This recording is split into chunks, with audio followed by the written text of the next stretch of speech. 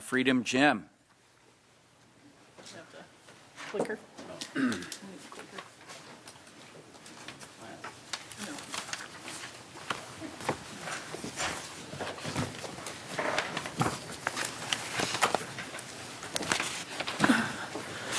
All right, once again, this will be a tag team with myself and Eric for this presentation. So to give you a quick summary, we've been, Pleasant Valley Recreation Park District has been using the gym since 1985, and we've been in agreement with Oxnard School District. We were notified that Oxnard School District was going to designate this property as surplus property.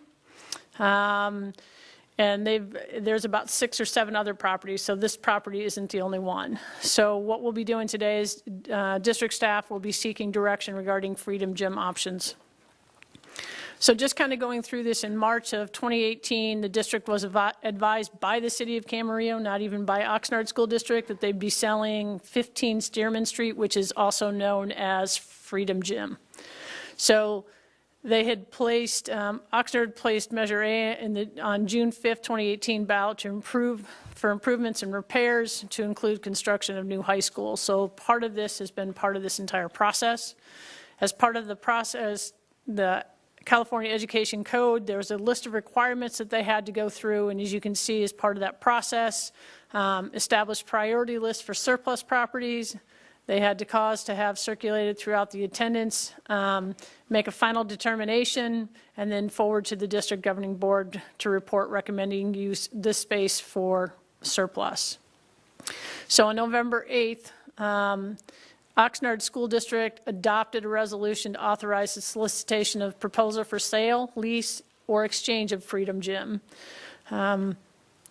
Their purpose is to, and their preference is to accommodate the highest and best price for Freedom Gym. So there's a minimum of 60 to 90 days to enter in good faith negotiations and for the purchase, lease, or exchange of property. So Oxnard School District had to obtain an appraisal to determine the property value. So Freedom Gym is right here, and this is the property only. We are not discussing right now they do not own the parking lot. They only own this building here. It's about 10,000 square, a little over 10,000 square feet. It's zoned rural exclusive. Mary, should we point out that the building itself is not, I think that statement, you have to be kind of careful for the people watching. The building itself is not 10,000 square feet.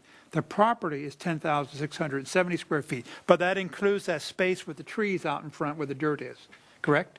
Correct. That's what they evaluate is a little over 10,670 Right. square feet. But some people may be confused and they think the gym is, they may misunderstand when we're talking about this, that the building itself is maybe 10,600 square feet, but it's not the building.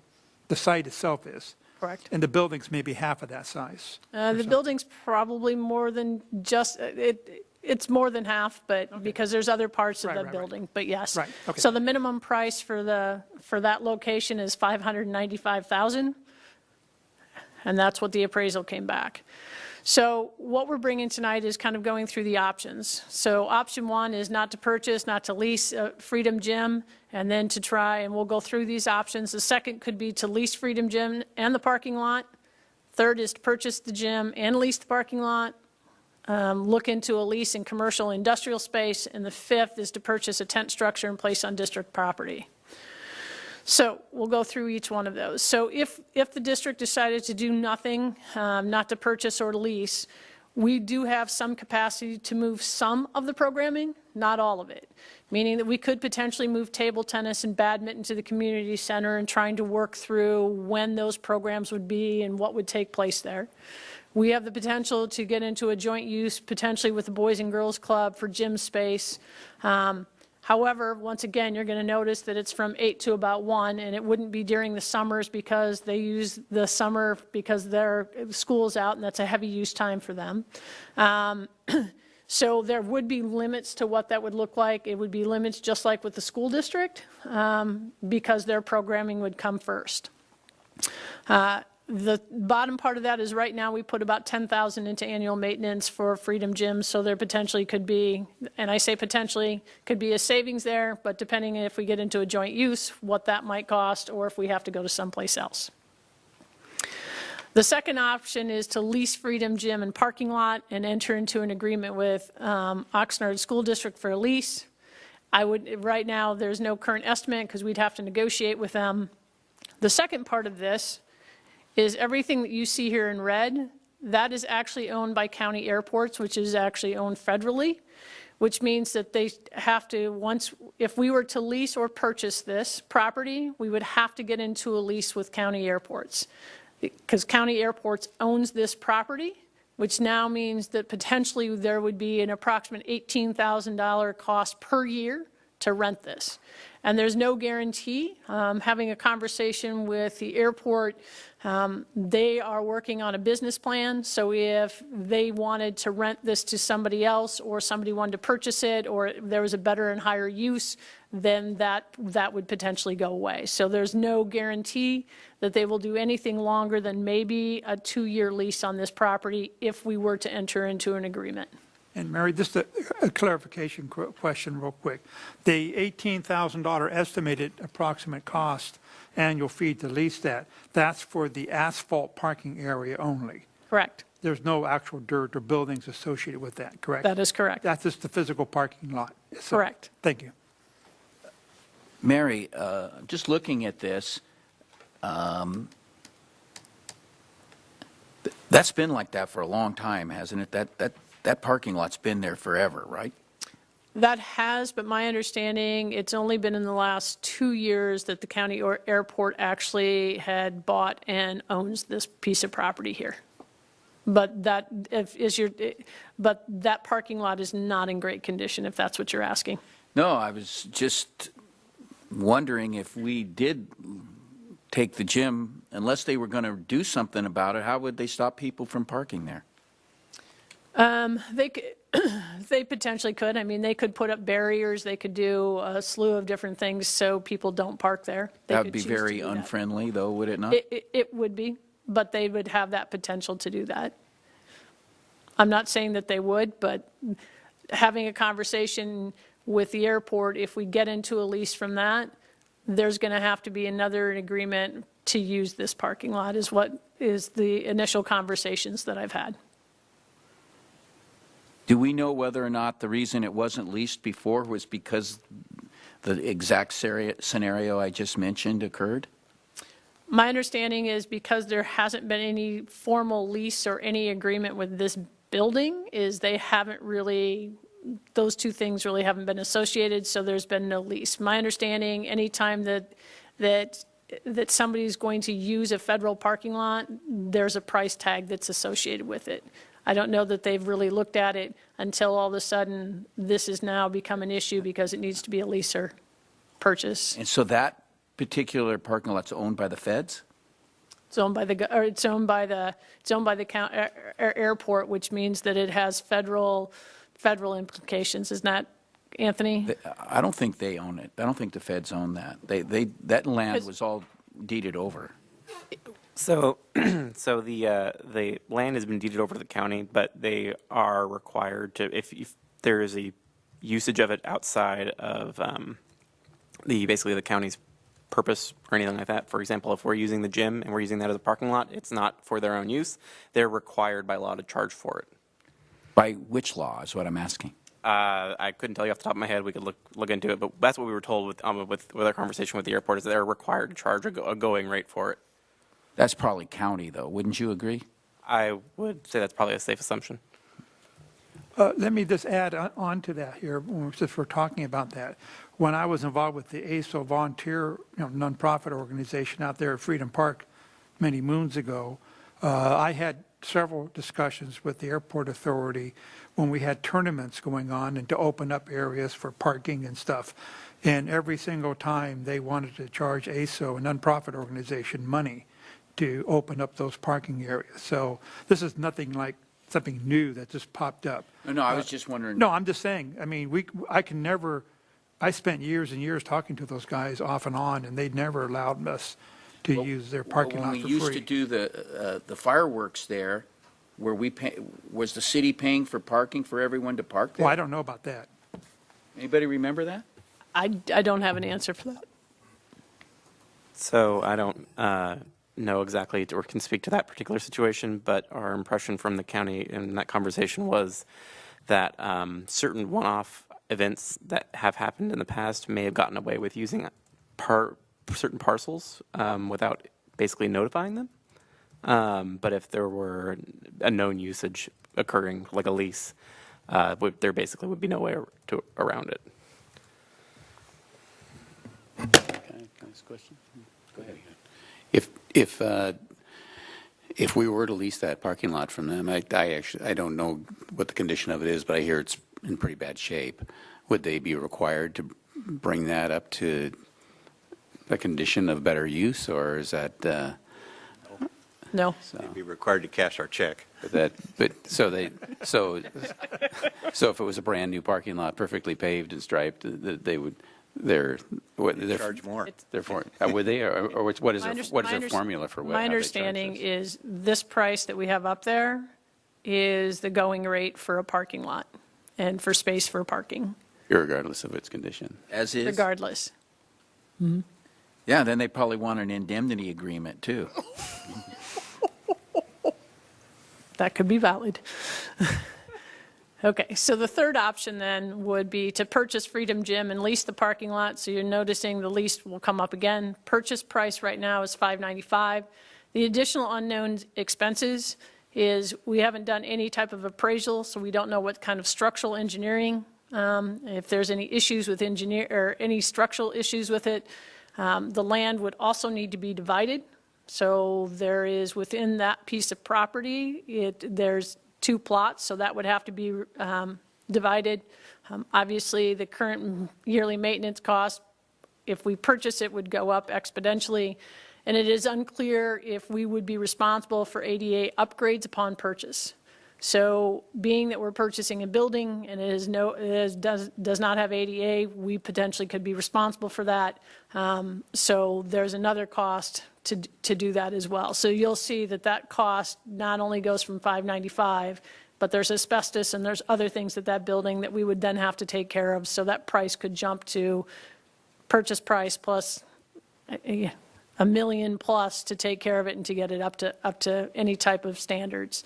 And then once again, we'd still have to deal with the parking lease, which still would be about $18,000 per year. And once again, when we had an initial conversation, they weren't willing to do anything longer than a 2 to 3 year period, because once again, if they got somebody that was either going to purchase or lease and they would have to have parking, they would not be willing to do anything longer than 2 years.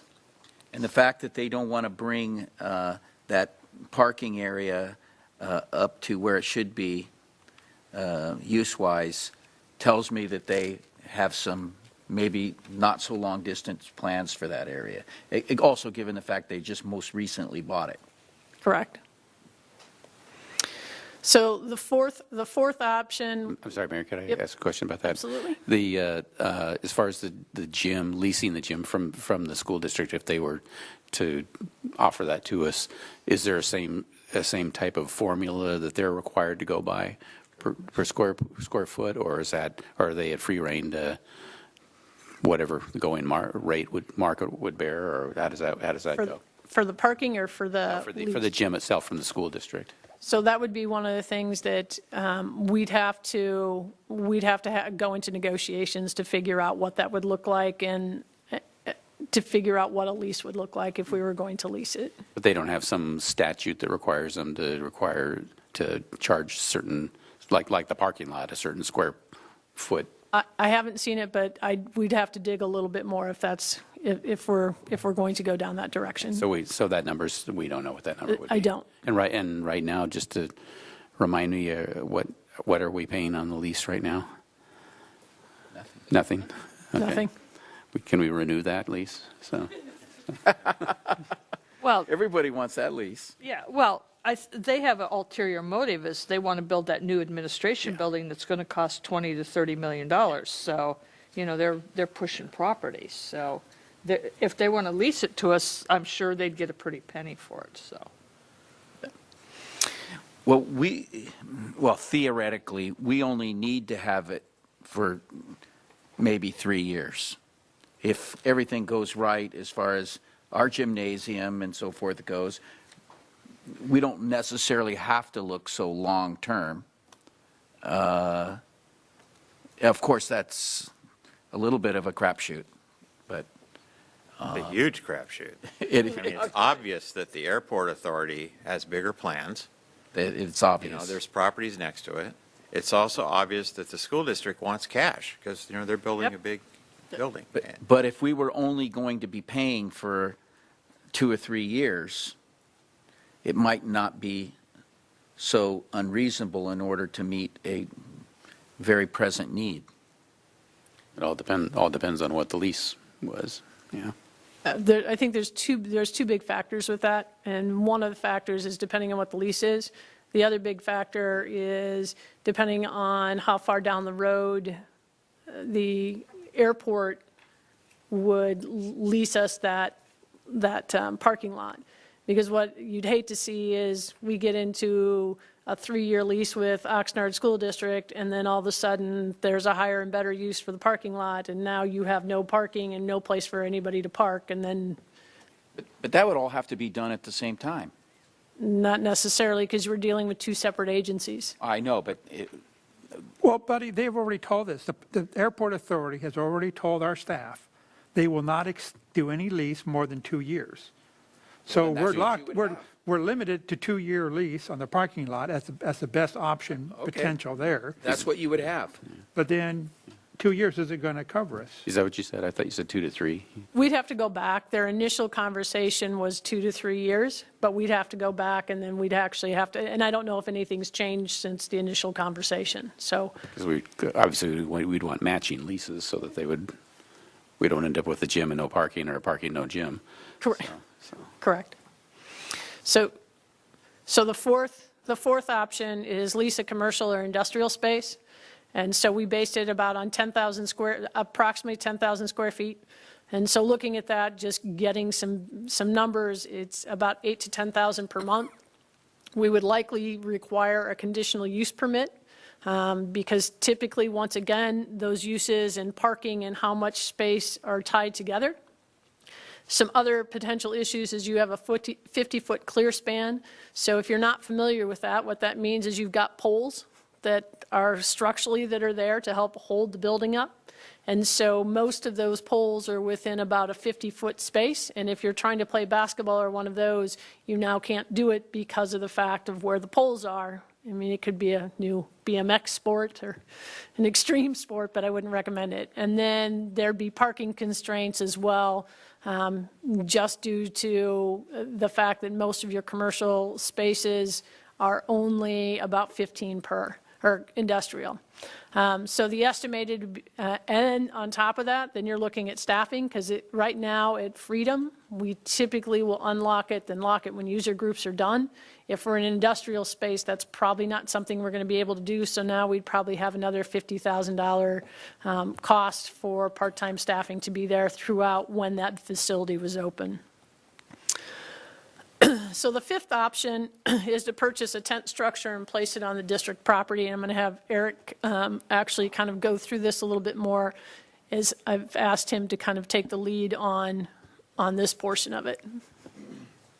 Good evening again, Chairman Kelly, members of the board. All right, option number 5 is purchase of a tent structure and place on district property.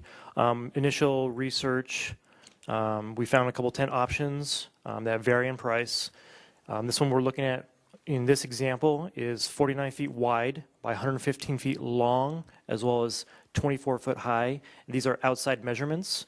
So what it means is if you got 2 foot in terms of structural, so take everything down by at least 2 feet in terms of outside measurements, and then down by 2 feet on height, in terms of height. So you look in here, this is the example that we're looking at. So the blue is the length, red is the width of the space in measurement.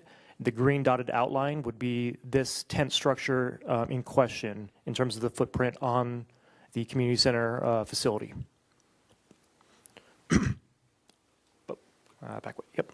All right, so this tent structure, our quote right now is $48,000. This includes freight.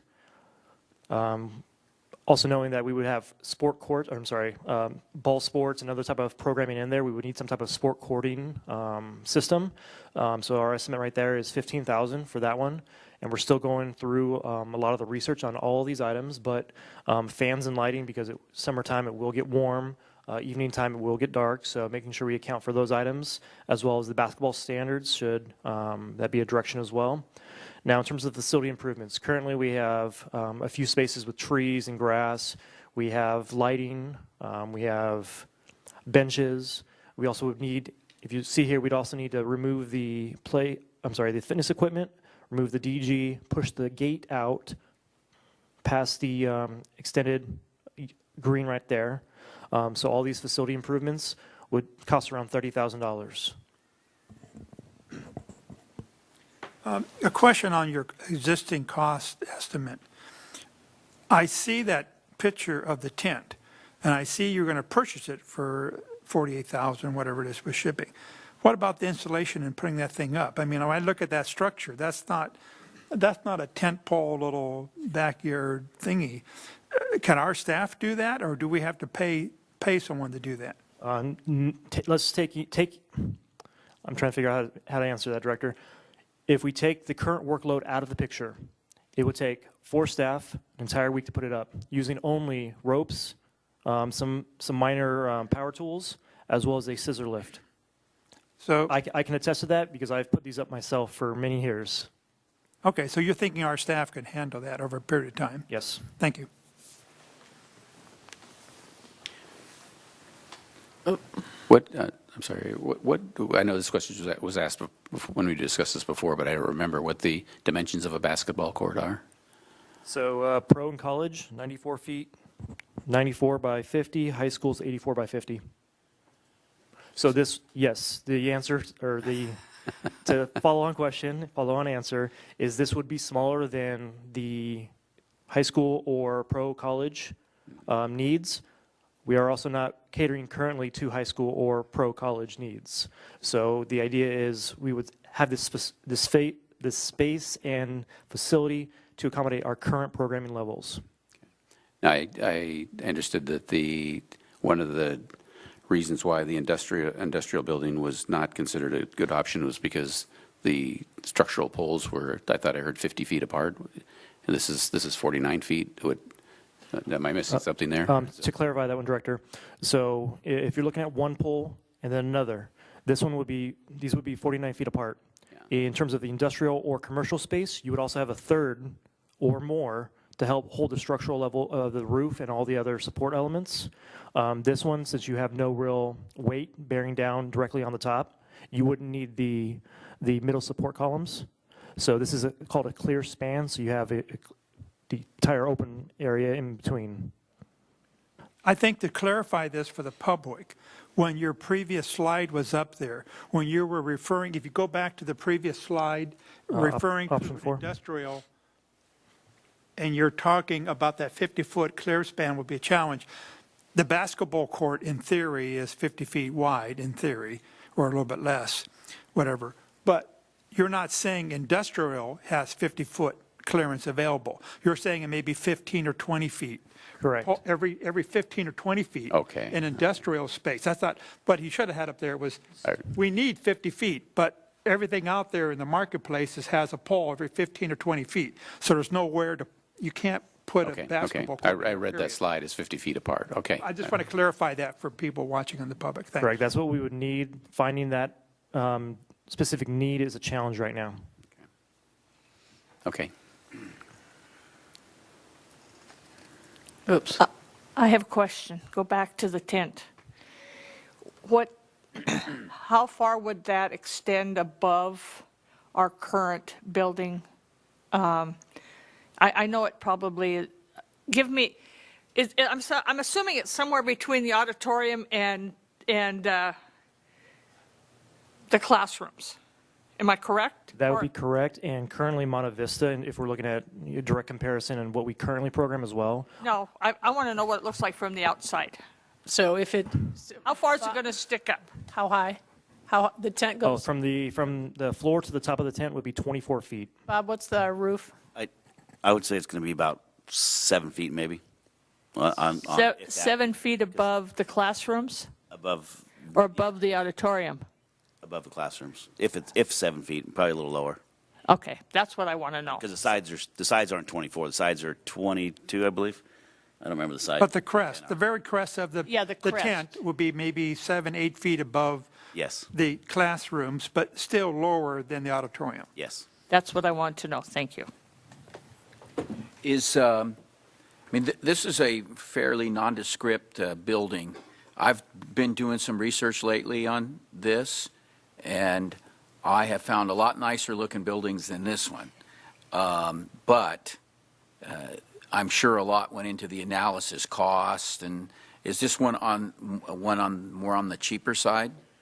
So in doing the analysis, we looked at a couple of things. One, the costs versus the time use of it. If this would be a temporary solution, it would be the most cost-effective for the district, because then we could also repurpose it after use. We also found a lot of, like you said, Chairman, nicer buildings. They also had a lot nicer price tag attached to them. That's what I was asking. So what we did was try to find something that would fit our needs now, as well as in the next few years, while we continue the senior and community center project. Thank you. Now that you mentioned that, since the senior community center project, we're still very early in that and selecting architects, so we don't know what the architectural plans of that are going to be. We depending on what plan we choose for that, we could be potentially putting this right in the middle of a construction zone. So at whatever point we started construction, this would have to be taken down, and we would have no facility at all until a completed gym was built. Is that? That would be a fair assessment, but we could also take this down and put it back up elsewhere to help that stopgap while we're continuing the senior and community center project. Yeah. So it'd move it to another site on the same lot. Yes, sir. But also, we don't have to put it at this one particular site. Staff is recommending this as one option. Right. I would, later we can discuss among ourselves that this is not the only site that's available on our property. Correct, Director, but if I may, this one was picked for a couple of reasons. One is because we got a lot more cross-traffic with all the programming that the district does. Two, it's a lot less management oversight in terms of staffing because it's on-site and it's right outside the back window. And then the third one is we'd have the ability to, aside from all our current programming, any other rental programming for larger scale events, we would be able to host as well. And it has close to bathrooms. And it has close to bathrooms, newly renovated bathrooms. Yes. Also hidden on 3 sides. Yes. And it also has, the other key component of this is it also has parking.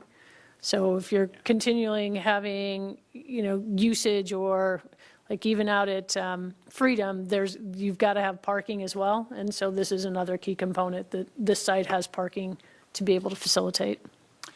Is there a place where we could go and not too far away and look at one that's put up already? Because I don't think you can tell if something works until you're there and you are inside it. Staff can possible? research that and bring it back if that's the Okay. direction. That's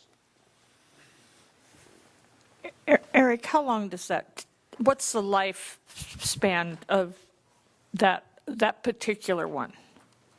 If it's outside door Yeah, use. is it where the proposal is, are we talking that would last 10 years?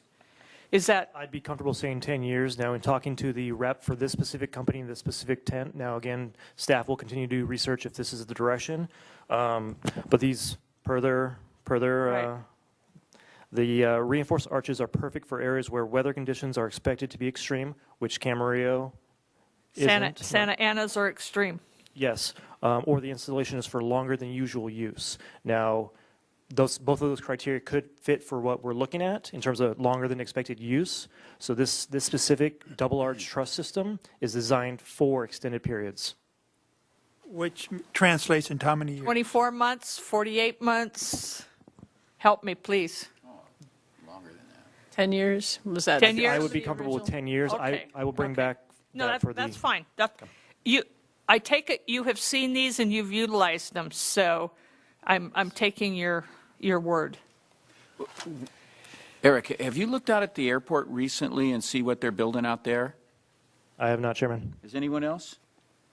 The airport They're hangars? building more hangars, yeah. They have, building those are hangars, hangars. they're wide span with, Yes. they're pretty nice. Bigger planes, higher rents. They're supposed to be the high-end rental Oh, route. okay. They look like that's what we need.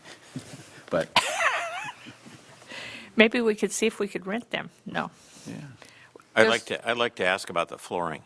Oh, well, okay, go ahead. That area the concrete is sloped, and I know basketball people, they really want a super flat surface with grippy. I see Lanny nodding because Lanny is the one that takes all the complaints for why is the floor on that gym so slippery and all that sort of stuff. And it's important. So is there going to be like a substructure under the floor so that it can be level? So the system that we have already researched doesn't require a subsystem, but in talking with our parks manager, a couple things. One is currently right outside of our windows, it does slope down towards the middle of the, Right. so what we noticed with the recent rains is we at times have a new lake. So as part of the facility improvements, what we would do is one, trench out and put in drainage systems to get any type of excess water, but two is throw down some type of self-leveler. That way, when we do put the flooring system, the playing surface, if you will, it will be a level for anybody that may come out and play. Yeah, that's really important. Well, since we're talking about flooring now, and we're getting a little bit, but I'm concerned that when I look at this, when it rains, even if you put drains in, you're still going to have water leakage underneath those outer walls coming in and potentially because you're at the same level as the outside, unless this tent area is raised up higher than the surrounding area, you're going to have potential water coming in and destroying your flooring and stuff. But We can do a couple of things. One, this tent system is designed with no leakage from side to side, and then the end walls go underneath the end caps here, so that way there's no direct leakage from down. Now, in terms of practicality, in terms of operational needs, what we can do is figure out solutions. That way, water would not seep underneath, allowing us to protect our flooring system and/or our usage. well, okay. If that's level, water's going to go underneath of it. So, I mean, you're going to have a raised floor there or something. Excuse to me, keep the water out. we can also put another drain there along that side. Yeah, but, We can put French drains going across the whole length on both sides, which we probably have to anyways. no, you're going to need that no matter what. But what I was saying, I'm thinking out loud that the foundation for this tent structure would need to be up at least 6 inches or something, or 4 inches, or whatever, a couple inches above the surrounding area. So when it does rain, that you're not going to have any seepage of water underneath there. I'm just thinking out loud. But We'll make sure. we'll to- get back to that later, but, okay. Eric, I'm sorry, you said when these, you've seen this used before. Have you seen it used for this kind of application, or? I've seen it used for a lot of different applications and in a lot of different countries. This would be a unique opportunity, just to put it mildly. As a practical, as a cost-effective solution to an issue we're facing, this would be a creative solution. What kind of uses have you seen it used for before? Housing, kitchens, planes, trains, automobiles, in multiple countries across the world. So these and much larger tents as well. When you talk, you have talked to the sales reps for this product, and you let them know what use we were considering it for? Yes. What was their reaction to that? They said they've seen other creative uses as well, livestock, and just everything under the sun. But not this particular use, though. There's actually companies that do portable gyms, and that's what they do. If you go on the internet and put portable gyms in, there'll be a whole host of companies that are kind of aligned with gymnasiums. This one, I assume, is for all kinds of different, the military uses stuff like this, like when they deploy troops in an area where there's no buildings. But it doesn't really matter if it's meant for a gym. Maybe some of the gym companies have more creature comforts and so forth built in because there's a dedicated purpose for those buildings. But if we're just doing this just to, fill a gap, we're probably, have you looked at those companies that just are known for doing gyms? We have not, because we were looking at most cost-effective solutions to our challenges. They're probably more expensive, yes. If the direction, we've looked at other ones that were $200,000 in excess. If the direction is to continue exploring this one, we will bring back options regarding a 10 system. What's the pleasure of the board? Well, you still got more presentation to go through, or is that the end of it? We were stopping you to ask questions, so. Just a recap of the options. So again, 1 is purchase or lease, 2 is lease as well as lease the parking lot. Option 3 is purchase Freedom Gym and lease the parking lot. 4 is lease a commercial or industrial space, and number 5 is the tent. So as of right now, there is no fiscal impact. However, if the board directs us to continue researching, we'll bring back the financials. And right now, we are looking for guidance. Can I ask a question? I'm not sure if this is a Leo question. Leo's sitting over there saying, what, you're going to ask me a question? For funding, if we were to go forward with an option number 5, for that tent structure, would that come out of our general fund, or is there some way you can come out of a capital fund, or how? What would the clarification be for the funding source? Because this item can be depreciated, it can be capitalized, therefore capital funding can pay for it. Okay, thank you. Are you asking us to give you direction to proceed along the lines of directing you to take one of these 5 options and proceed with? So what we're actually asking for tonight is if there's a direction you want us to go, so we can do more research. So let's say you wanted us to do 1 and 4, then what we would go back and do is look at those 2 options and explore those even more. So like with the, I think one of the directions from closed was to at least have a discussion and negotiate with the district regarding a lease. So the other question would be is, do you want us also at the same time to get more information regarding option 5 and to bring back more information? Because the other thing we'll have to do is look at kind of timeline of how long it might take if we're going to do that. If there's other tent options, if we need to deal with different flooring, we can actually explore that a little bit more if that's one of the options. I think that some of the questions that have come from the members here need to be looked into, especially the one about the water getting underneath the floor and so forth. That could be a disaster. And maybe even look at those the companies that just do gyms and see what they have to offer, and if it's way out of the ballpark, then skip it. But and of course, if we're going to we can negotiate with the Oxnard School District. Frankly, I think that the way it's going to turn out is this is going to be our option, and I don't know if the board feels the same way, but that seems like, based on the discussion, that's kind of what I discerned from what people have said here tonight. What do you guys think? I'm sorry. Jim. I was just thinking back to the late 1980s when my kids were playing basketball at Freedom Gym. And if you would have asked me then, would you guys been thinking about buying this building, 30 years from now? And I would have just laughed because it was falling apart 30 years ago. And you can't hear yourself think in there during a basketball game. The acoustics are horrible. It's just there's like nothing to recommend it except it's there and it's usable and we've gotten a lot out of it. But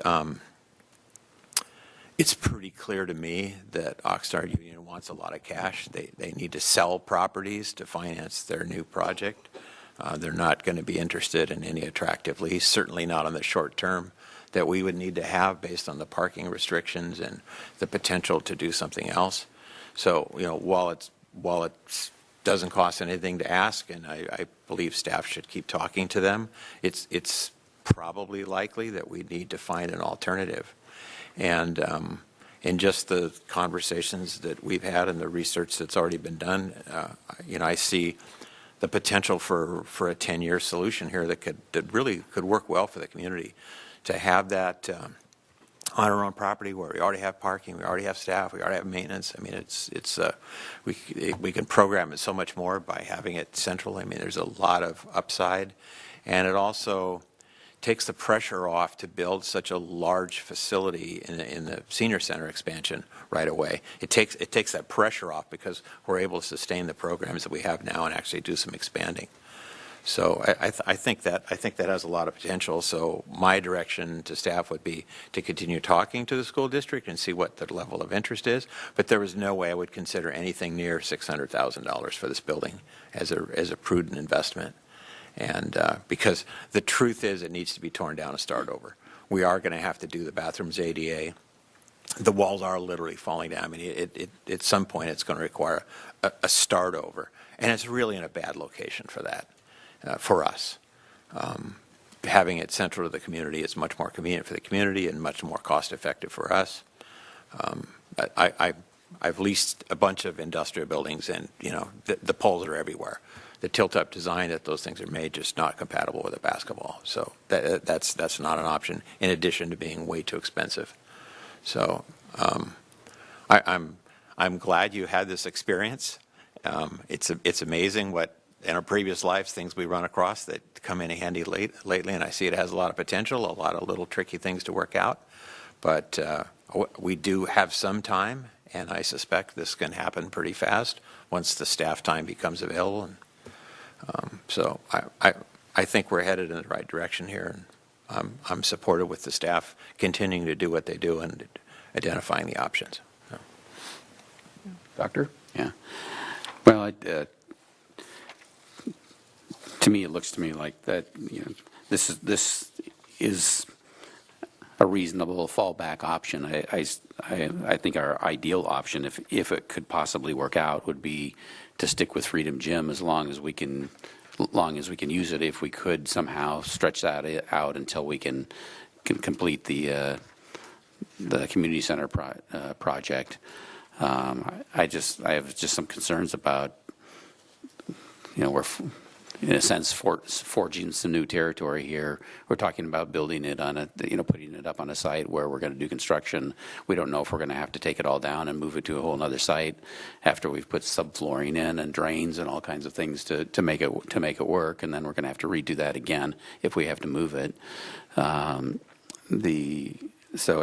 If there's a possibility of working with the school district, I don't foresee us having any interest in paying $600,000 for this building, but a lease that could bridge the time until we could build a new facility of our own, I think would be, I see that as likely the best option if it was economically viable. And the school district may have made it clear that they want to get a large sum of money out of this building, but they may want a lot of things and they may not get it. It's I look at it says 0.6 acres here, but 10,000 square feet. Those two don't match together, so I'm not sure what the exact size of this is. But either way, at 0.6 acres, which is larger, $600,000 sounds like a lot of money for that. Especially when you add in the teardown costs. That who knows how much. So you're going to be paying $700,000 or $750,000 for a bare piece of land in that location. With no parking?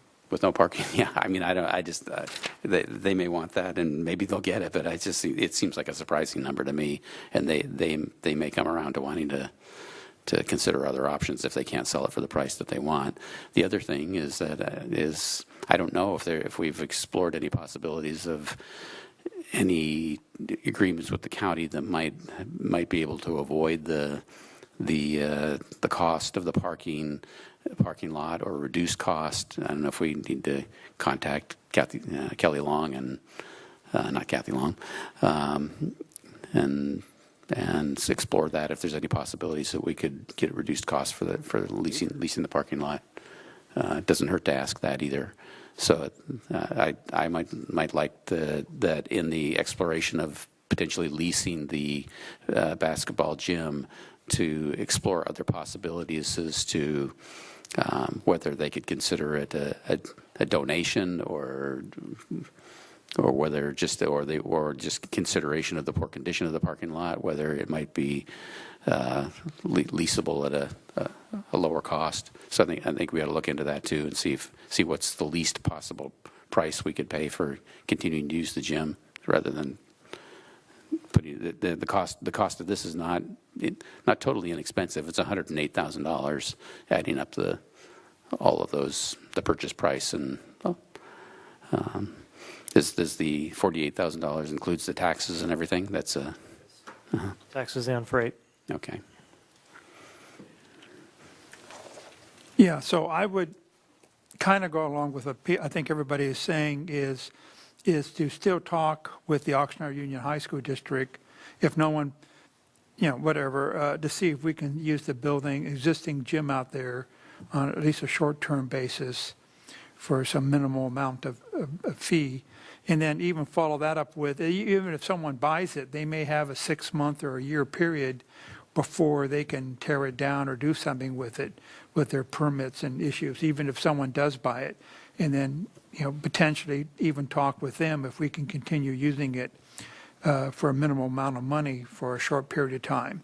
The other thing is with the airport authority, I'm assuming I don't know who calculated, is that the $18,000 number, did that come from us or from the airport authority?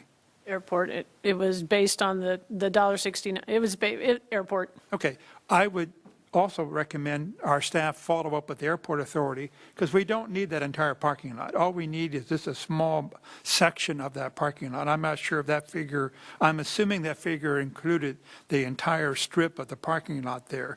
And we only need, I'm guessing, and staff can help me out here, you only need 20 or 30 parking stalls out there. Last time I was out there, it was packed. Well, I don't think all those users are. What I'm saying is we don't need to rent a parking lot for that entire neighborhood out there. All we need to do is have enough spaces to cover the few users who are going into our gym.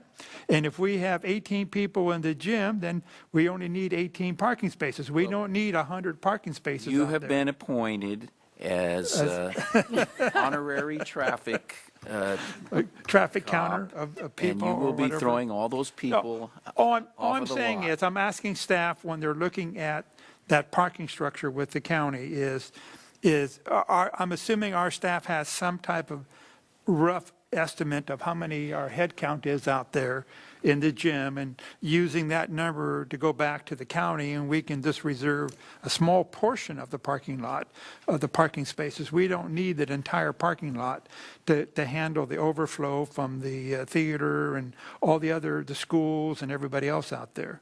So that may drop the cost down for a year or two or something for that short term. That's a short term solution, plan. This is squeak by for as long as we can. And then like everybody else, I think we should move forward with staff to investigate option number 5. I think it's cute to have these numbers up here, but I can tell you right now, I would be shocked if we come in anywhere this low when we do the final project. You have to put in a foundation, and you got to get it raised, and you got to do a bunch of stuff. This is not like, if you had cattle or a vehicle parked out there and you got a little moisture running underneath there, it's not going to hurt anything. For our case, we're going to need a real foundation and stuff. So I would ask staff to go ahead and follow up on number 5.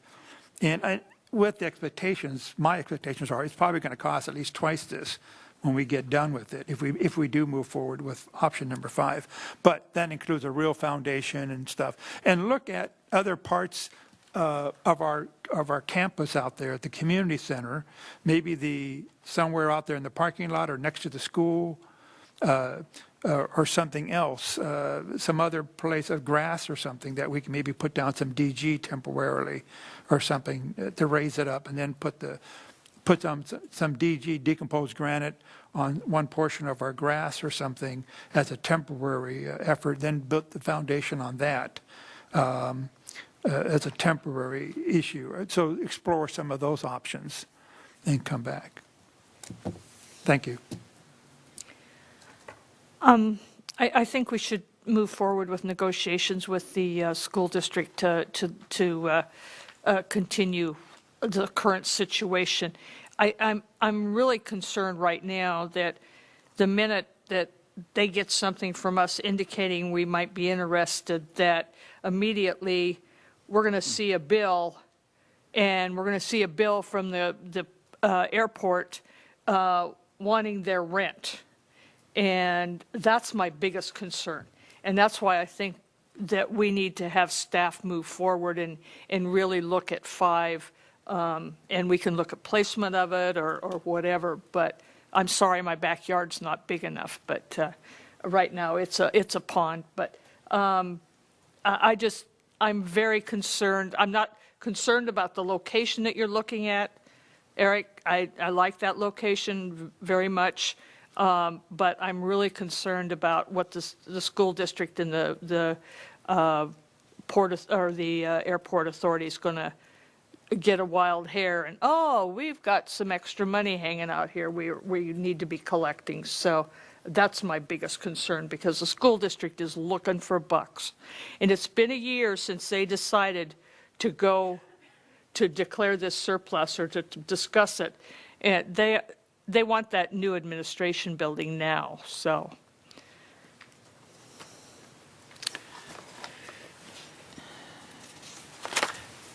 As Director Malloy will tell you, and I can tell you, when you start in the business of selling things, the one thing that allows you to get to sale, and it's like a building block of sales, is you got to ask for the order. So my question is, we have a facility that serves youth and seniors for the most part. I should think that a government agency like the Airport Authority, if they were ever going to be susceptible to the argument that they should waive the fee for maybe a certain period of time, such as maybe 2 or 3 years, that this would be the type of situation where that may be granted, especially if we used our supervisor as the vehicle to possibly help us out there. I mean, what greater purpose could be served? This isn't like somebody's trying to make any money or anything like that. We're in dire need if we can't put together something to service the people that we're servicing now. So if we haven't talked to the supervisor's office, I think that we should do so and see if it's even possible that we could get a waiver. Like I said, if you don't ask for the order, you're not going to get it. And I think what I'm getting out of all this is that what we want to do is exhaust our negotiations with the school district. And this is the Oxnard Union High School District, not our local district, for those watching at home. And at the same time, follow up on these questions that we have about this portable facility. Is that reasonably accurate? Are we all good with that? Then that will be your direction. Okay, so we're looking at option 2 and option 5. Yes. Okay.